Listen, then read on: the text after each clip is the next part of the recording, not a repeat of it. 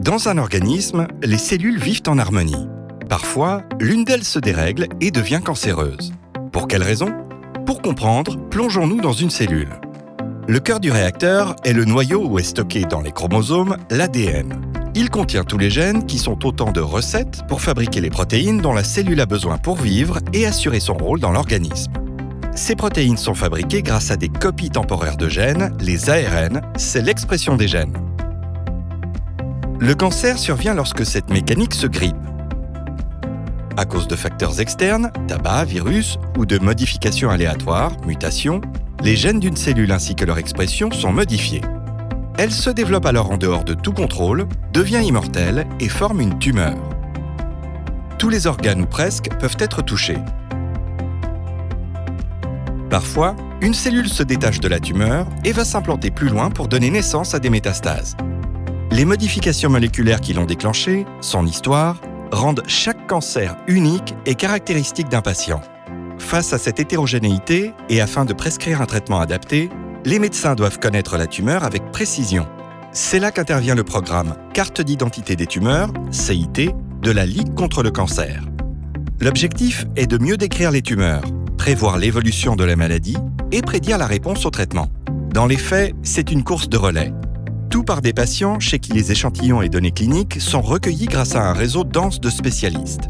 Il réunit des cliniciens au contact des malades et des chercheurs, tous impliqués dans le programme CIT. Aux yeux d'Aurélien de Reignès, l'une des forces du programme CIT réside dans les liens de confiance tissés avec ce réseau dynamique. Ils permettent d'avancer car on travaille avec un esprit d'équipe, c'est essentiel et extrêmement précieux dans la recherche. Grâce à des machines ultra performantes, la plateforme CIT et ses partenaires industriels extraient les informations du matériel biologique, ADN, ARN, des tumeurs et déterminent ainsi leur profil moléculaire. Ces données sont analysées par les bioinformaticiens du programme afin d'identifier les gènes mutés, ceux qui produisent des ARN de façon incontrôlée. En recherche fondamentale, ces résultats aident à définir des groupes de patients pour un cancer donné ayant des tumeurs aux caractéristiques similaires, définissant des cartes d'identité. Ces cartes d'identité sont à la base d'outils utilisés en recherche clinique. 2 exemples en sont donnés par des chercheurs fortement impliqués dans le programme CIT. François Ducret, des Hospices civils de Lyon. Pour une catégorie de tumeurs du cerveau, on sait désormais distinguer celles agressives de celles qui le sont moins. L'intérêt est, dans le deuxième cas, de poser un meilleur pronostic et de proposer des traitements moins intensifs et toxiques. Pierre-Laurent Puig, directeur scientifique du Cancéropole Île-de-France. Grâce au programme CIT, les médecins disposent aujourd'hui d'une classification en 4 sous-types des cancers du côlon. Elle fait consensus à l'échelle internationale et permettra de proposer des traitements spécifiques.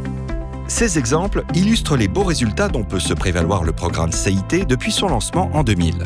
En chiffres, ce sont des milliers de tumeurs analysées, couvrant de nombreux types de cancers, des centaines de publications dans les revues internationales, plus d'une 50aine de projets initiés.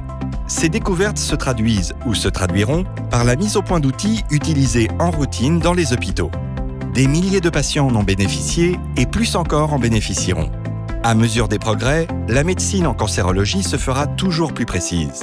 Le programme CIT, son équipe et son réseau sont des acteurs majeurs pour faire de la médecine de précision non plus une promesse, mais une réalité.